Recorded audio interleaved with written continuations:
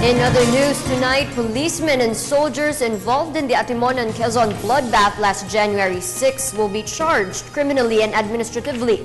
President Aquino has directed the Department of Justice to file the charges after accepting in full the official NBI report on the carnage. 13 people, including several policemen and soldiers, were killed in the incident. The NBI report points to rub out and not shoot out in the Atimonan bloodbath. Elena Luna tells us more. President Aquino has ordered the Department of Justice to file multiple murder charges against those involved in the Atimonan incident. For a thorough review of the NBI executive report on the incident in Atimonan, Quezon, the President has accepted its findings in full. He has directed Secretary of Justice Laila De Lima to file the appropriate criminal and administrative charges against Hansel Marantan, James Andres Melad, and others.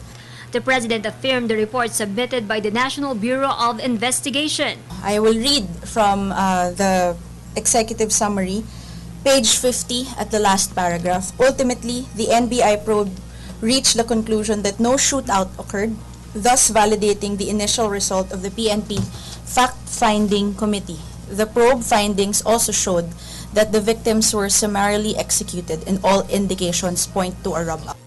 Deputy Presidential Spokesperson Abigail Baltes says the President's message is clear. From the very beginning, what the President said was we will find those responsible for this if there is any culpability, and we will press charges. Malinaw naman po yung mensahe ng Pangulo.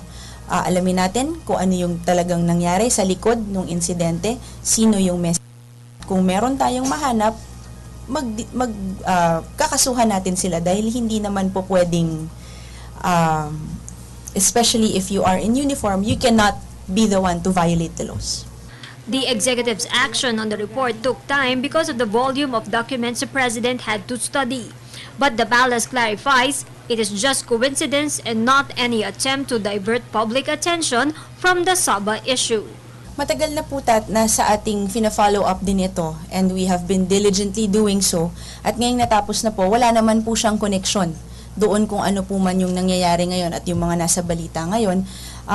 Sa amin lang po, we promised the public that as soon as the report had been fully reviewed, we will make the results known.